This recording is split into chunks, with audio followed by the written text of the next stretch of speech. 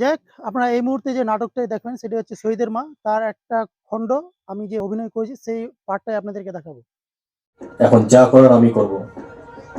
যে কংগ্রেস ভারতবর্ষকে স্বাধীনতা দিল, যে কংগ্রেস ভারতবর্ষের মানুষকে স্বাধীনতা দিল, যে কংগ্রেস ভারতবর্ষের মানুষকে বেঁচে থাকার একটি নতুন আলো দেখালো, যে কংগ্রেস হিন্দু। কি ব্যাপার দাদা, লোকজন কই? আজকে তো মিটিং হওয়ার কথা ছিল না? আগে বস, তারপর বলছি। আজকে মিটিংটা শুধু তোর সঙ্গে আছে হরপ্রসাদ। আমার সঙ্গে?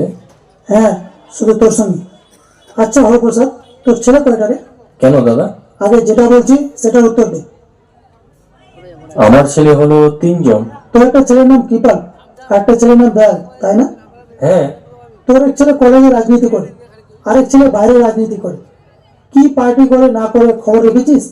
পার্টি, রাজনীতি, আমি তো কিছুই জানি না। আচ্ছা, ছেলে জন্মেছিস আর খবর রাখবি না? ছেলেরা বাইরে কি করে না করে সেটাও দেখবি না?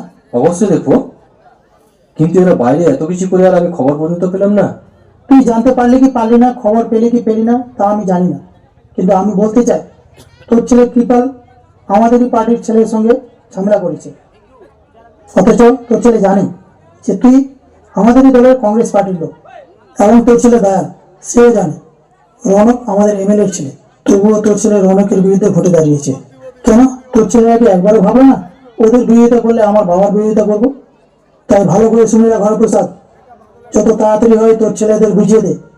আমি চাই না যে ঝামেলা বাড়ুক, কারো কোনো ক্ষতি হোক। ব্যাস, আর কিছু বলতে হবে না দাদা, এখন যা করার আমি করব। যে কংগ্রেস ভারতবর্ষকে স্বাধীনতা দিল, যে কংগ্রেস ভারতবর্ষের মানুষকে স্বাধীনতা দিল, যে কংগ্রেস ভারতবর্ষের মানুষকে বেঁচে থাকার একটি নতুন আলো দেখালো, যে কংগ্রেস হিন্দু, মুসলিম, শিখ, বৌদ্ধ, জৈন, খ্রিস্ট সবাইকে সমানভাবে অধিকার দিল, সেই কংগ্রেস পার্টির সঙ্গে কেউ বিরোধিতা করলে আমিও তার সাথে জোর গলায় বিরোধিতা করব, সে আমার ছেলে হোক বা যাই হোক না কেন।